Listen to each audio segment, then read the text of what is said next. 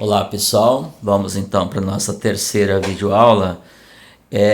Eu não concluí a ideia anterior, porque terminou, né? Eu me descuidei, passou de 30 minutos, inclusive a última parte eu não consegui pegar, ok? Não consegui gravar. Estávamos falando exatamente do domínio, do contradomínio e do conjunto imagem. E como é que eu identifico, como é que eu determino esses conjuntos num contexto, numa situação que tem, né, que envolve função, ok? Então, de novo, eu recomendo que vocês peguem as videoaulas que eu sugeri, onde eu trabalho bastante essa ideia, deve ter umas 2, 3 videoaulas, tá? E para vocês entenderem de fato o que é um conjunto domínio, o que é o conjunto contradomínio, o conjunto imagem, né? Então, o que nós temos que saber? Que o conjunto domínio é o conjunto onde a função é definida. E a gente sabe que todo elemento que está no conjunto domínio tem que se corresponder. Então, ele tem que encontrar alguém no contradomínio para ele se relacionar. Se isto não ocorrer, se ele não encontrar, então eu não tenho uma função. Isso tem que ficar bem claro para a gente. Agora, outra história. É ele que escolhe? Não é ele que escolhe. Vai depender muito do contexto, do enunciado, do tipo de problema que eu tenho. Então, o que é que faz um se relacionar com o outro? Então, tem que obedecer aquele contexto, que pode vir em forma de lei, numa sentença matemática, ou não, como é o caso desse problema aqui. Claro que tinha uma sentença matemática, nós vamos, inclusive, determiná-la agora, né? A gente vai escrever ela agora. É claro que tem uma sentença matemática, só que ela veio numa forma textual. A gente vai escrever, inclusive terminar aqui, essa sentença matemática de forma simbólica. Então, a sentença matemática é uma expressão que me mostra com quem cada x se relaciona, certo? Tanto é que lá nos slides, né, a gente faz uma caricatura. Nos slides não estou com ela aqui agora, ok? No material, no nosso material, deixa eu ver se eu acho ele aqui. A gente faz uma brincadeira, tá? Deixa eu ver se eu acho que a figura tá aqui, ó, ok, pessoal? Ó. Então, o que uma função faz? Então, aqui entra o x e aqui sai a função do x. Então, esse x ele é processado, tá? Claro que isso aqui é uma brincadeira, tá? É uma caricatura. Então, aqui entra um número que está no domínio da função. Aí ele é processado através de uma sentença matemática, que pode ser textual ou pode ser simbólica. E aqui vai sair o número com quem ele se relaciona. Eu posso dizer que a função ela transforma um número em outro. Então, ela faz uma transformação. E aqui está a máquina, né, que faz isso daí, que no caso é uma sentença matemática. Okay? Quem viu a APC vai observar isso daí. Ok, pessoal? Bom, voltando aqui então. Então, eu estava exatamente falando de domínio. Então, domínio é o conjunto que define a função. Então, eu tenho que tomar muito cuidado com o que eu coloco aqui, tá? Então, nesse caso, nesse nosso contexto que estamos falando, isso aqui é uma continuação, estamos falando do cálculo, né, de como que se calcula o imposto de renda. Então, para eu calcular o imposto de renda, eu tenho que ter um salário. Então, aqui eu coloco o salário, e cada salário vai estar se relacionando com um valor. Salário é um valor, portanto, aqui eu tenho o universo numérico dos salários. Cada salário vai estar se relacionando com um valor que é o imposto de renda, calculado mediante uma lei, que de fato é uma lei, certo? Que diz qual é a alíquota, então qual é o percentual que você vai trabalhar, e depois o valor que vai ser deduzido. Então, aí para cada salário tem um valor, tá? Relacionado com ele. Por isso que a gente diz que função é uma relação de dependência. O valor que está aqui depende do valor que está aqui. Para vocês entenderem, estou trabalhando bastante essa linguagem, pessoal, porque a ideia de função é muito importante. Vocês vão continuar estudando função depois no ensino superior. Tá? Então, que essa relação que existe os dois elementos é bastante importante. Então, eu disse que é uma relação de dependência. Então, esse cara aqui existe em função desse daqui. ok? Então, só vai se determinar isso aqui se eu tiver uma forma, né, uma fórmula de fazer esse cálculo aí. Então, daqui eu venho para cá, ok? Então, esse é o x, esse aqui é o y, que pode ou não ser a função do x. Então, eu estava falando que o domínio da função, então, o domínio de f, tá, o conjunto domínio. Então, quem é que eu posso colocar aqui? Aqui eu posso colocar qualquer valor que represente um salário, que seja coerente, certo? Então, eu posso colocar um valor aqui que a situação não processa, que não cabe, que não tem lógica? Não, pessoal, porque tudo que eu colocar aqui tem que ter um correspondente aqui. Então, não pode sobrar alguém aqui sem se relacionar. Então, aqui eu não posso, por exemplo, colocar um número negativo.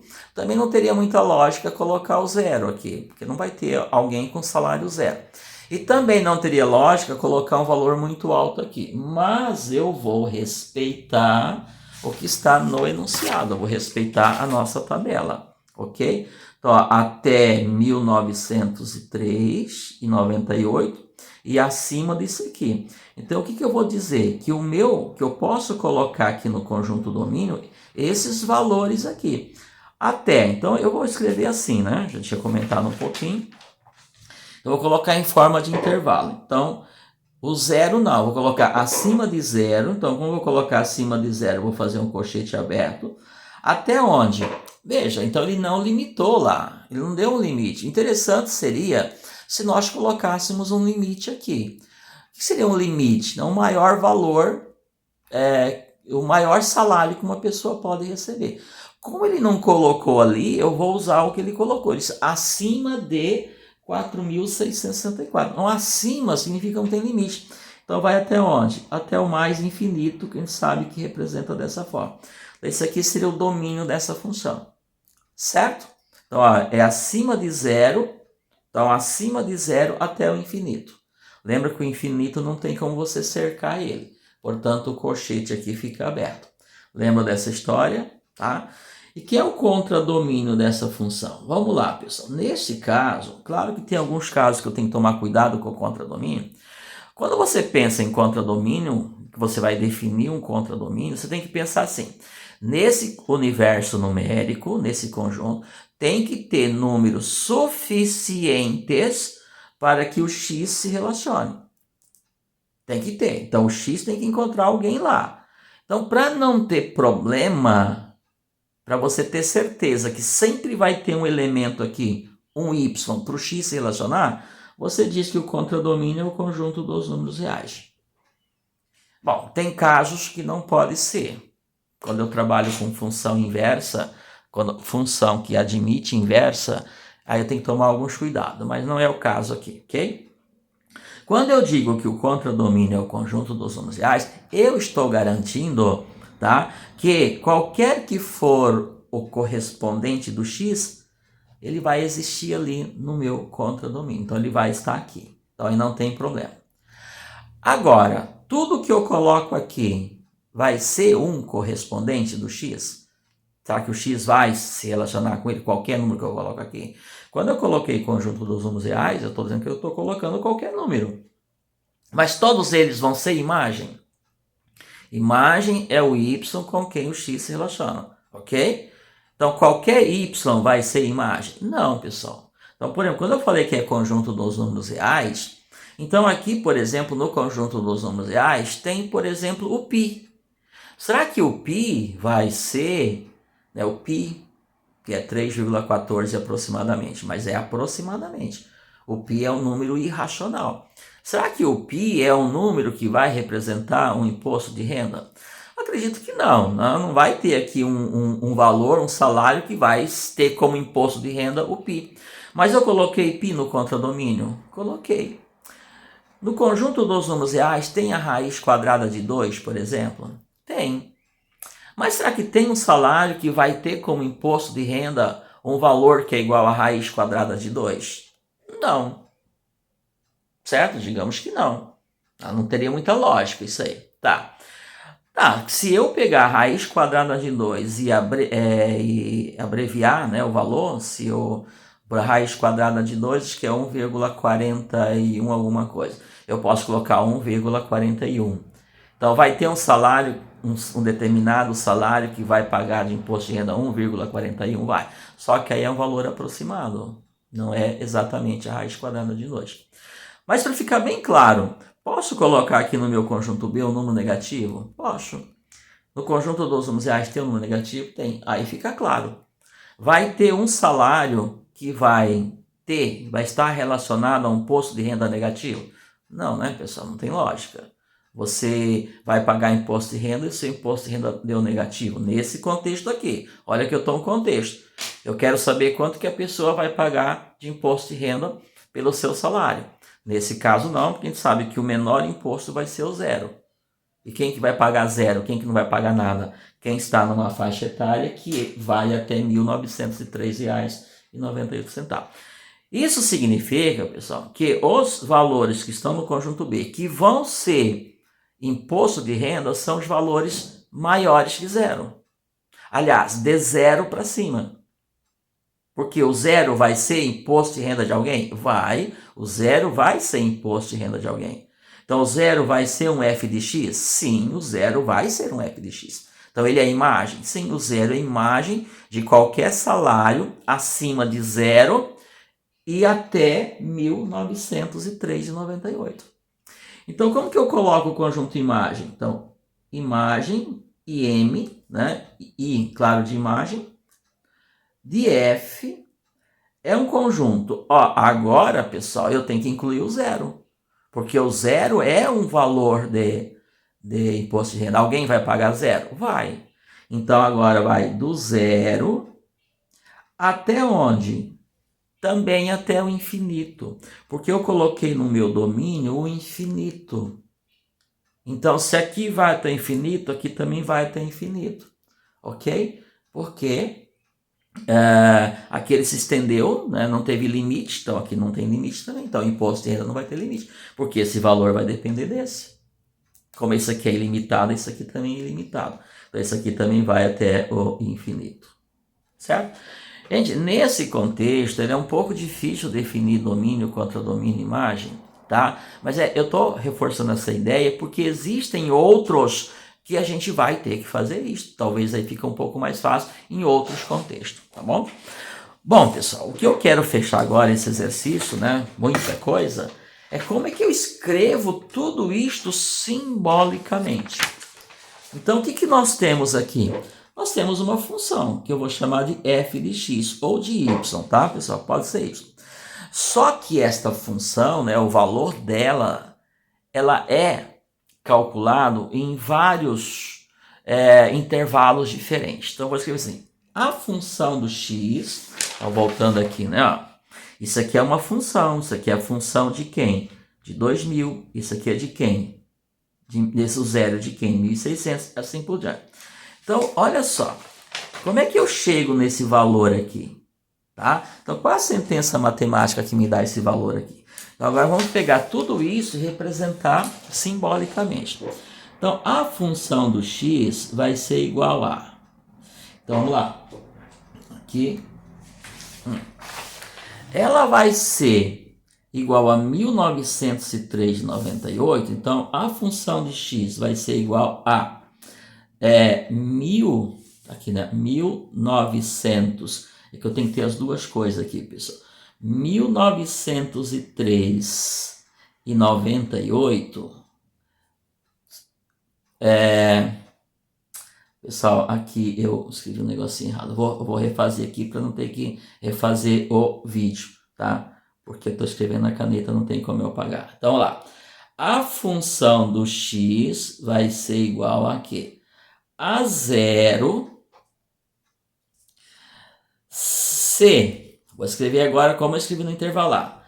Se zero for menor que x, que for menor ou igual, ó, até 1903,98. Então, até 1903,98. O que eu escrevi aqui? Então, que a função do x vai ser o zero se o x, que é o salário, for maior que zero e menor ou igual a 1903,98. Entenderam? Então, a função vai ser zero se o x, que é o salário, estiver nesse intervalo aqui. Por que eu não coloquei o igual aqui? Porque eu estou considerando que não tem lógica o salário igual a zero. Por que eu coloquei igual aqui? Porque o maior valor dessa classe, né, dessa faixa é 1903. Ok? Então, até aqui paga-se zero. Porém, pessoal, se a faixa mudar, olha só como é que eu calculo. Qual que vai ser a função do x? Agora não tem um valor, nós temos que calcular. Então, o que eu tenho que fazer? Eu tenho que pegar o x, que é o salário, multiplicar por 7,5, por isso que eu fiz o cálculo lá, e somar com 140, e subtrair 142,80. Ou seja, quando a faixa for de 1903,99 até 2.826,65, o cálculo, né, a função é o quê? Então vai ser 7,5%, ou seja, 0,075 vezes o salário, que é X, por isso que eu fiz todos aqueles cálculos lá na primeira vídeo, menos, aí eu tenho que subtrair aquele valor a deduzir, 142,80. Então, tem que deduzir esse valor aqui. Entenderam? É assim, então, a função do x, não, o que é a função do x? É o imposto de renda. Então, o imposto vai ser obtido, vai ser calculado pegando 0,75, multiplicando pelo salário, que é o x, menos isso aqui. Mas isto, se esse x que eu coloquei aqui ficar, né? Se ele variar de 1903,99 até esse valor aqui. Então vai ficar assim, se, vamos lá, 1903,99 for menor ou igual a x, e x, por sua vez, for menor que 2.826,65. Perceberam que eu peguei, então, o domínio dessa função, estou subdividindo ele? Então, se eu pegar os x que estão nessa faixa aqui, o f de x, ou seja, a função dele, que é o imposto, é zero. Se eu pegar o x que está nessa faixa aqui, o imposto, que é a função do salário, que é o x, é calculado dessa forma, 0,075 vezes ele, menos 142,80. E assim eu vou construindo, então são várias sentenças diferentes. Ó. A próxima sentença vai ser diferente dessa, por isso é uma função definida por várias sentenças, tá? Aí o outro caso, ó, se for nessa faixa etária, e não é faixa etária, é faixa de salário, se for nessa faixa aqui, aí eu tenho que calcular utilizando essa alíquota aqui. Então vai ficar o quê? 0,15 vezes o x, certo? Que é o salário, menos 354,80. Então, menos R$ 354,80. Isto se o salário for de 1.826,66 até, que é menor ou igual, pessoal, menor ou igual a x, e x, por sua vez, menor ou igual a 3.751,05. E assim eu vou construindo. Aqui ficou um pouquinho ruim, pessoal, mas eu não tem como eu apagar. Mas sempre vai ser essa sentença aqui? Não, essa sentença é para essa faixa aqui. Se eu mudar a faixa, muda a sentença daqui, ó. Para essa outra faixa aqui, a alíquota é 22,5%. Então, eu tenho que pegar 0,225, multiplicar pelo salário e subtrair 636,13. Isto se o salário variar de 3.751,06, então se ele for menor ou igual a x, x é o salário, e esse salário for menor ou igual a 4.664,68. E por fim, pessoal, vou colocar aqui, Ficou meio estranho, tá? Mas não estou numa lousa. Se eu estivesse na lousa era fácil para a gente apagar e corrigir. E aqui eu estou com a caneta, ok? Vamos lá. E aí eu tenho a última faixa de rendimento, que é acima desse valor aqui. Acima desse valor, eu vou multiplicar o salário por este daqui e subtrair esse daqui. Então vai ficar 0,275 vezes o salário, menos 869, certo? 36. Se, deixa eu colocar aqui um ponto e vírgula, porque tem vírgula ali, vai ficar um pouco estranho. Se, olha só, o salário for acima disso daqui. Então, se x for maior ou igual a 4,668,68. Ok? Então, é assim que nós escrevemos esta função, pegando todo aquele texto, tá? Aquela linguagem textual, e passamos para a linguagem simbólica, aquela situação problema, tá? Então tem 1, 2, 3, 4, 5 sentenças matemáticas definindo uma função. Por isso que é função definida por várias sentenças matemáticas, por várias sentenças.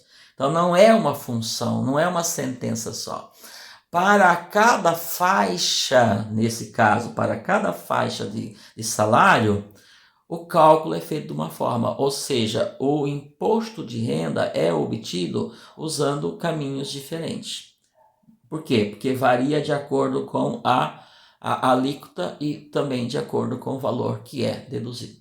Então, para eu terminar, pessoal, essa parte aqui, esse problema, né, que foram três videoaulas, para eu concluir essa daqui, então vamos lá. Numa função, pessoal, eu preciso ter dois universos numéricos, que a gente chama de conjuntos.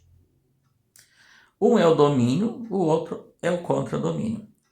E tem que existir uma lei, uma sentença matemática, uma expressão matemática, que pode ser simbólica, como eu escrevi aqui, ou pode ser textual, que faz o elemento do contradomínio se relacionar com um elemento do domínio se relacionar com o elemento do contradomínio. Certo? Muito bem. E aí esses conjuntos, o domínio e o contradomínio, a gente tem que definir de acordo com o contexto. Nós temos que aprender a analisar esses contextos. Tranquilo? E o conjunto imagem é formado por aqueles elementos do contradomínio, aqueles que são de fato as imagens do X, aqueles que o X escolheu, digamos assim, para se relacionar. Na verdade, ele não escolhe, né? Ele é determinado por uma sentença matemática. Então, nós temos aí duas variáveis, o X e o Y, certo? O X a gente chama de variável livre, porque você pode colocar o valor que você quiser, e o Y é a variável dependente. Porque o Y, que no nosso contexto é o valor do imposto de renda, ele vai depender de qual é o salário. Você não define o imposto de renda. Eu vou pagar tanto. Não é assim. Você vai pagar, né, aquele valor ali está atrelado ao imposto de renda. Então, o valor do salário é a variável livre, né, independente, e o imposto de renda é a variável dependente. Tranquilo? Espero que tenha sido útil, pessoal. Eu sei que fica muita informação e eu não sou tão objetivo, tão direto, porque a proposta é que vocês de fato entendam o conceito de função e que nós encontramos funções, né, com muita frequência nas ações do nosso dia a dia, tá? E que ele é um estudo muito útil para essas relações sociais, certo? Eu vou então disponibilizar essas videoaulas para vocês estudarem. Vou voltar com mais algumas, resolvendo alguns exercícios, alguns problemas que estão tanto na PC quanto nos slides, para ajudá-los na nossa avaliação que está programada agora para o final da segunda PC. Então é isso, pessoal. Espero que tenha sido útil. Até a nossa próxima videoaula.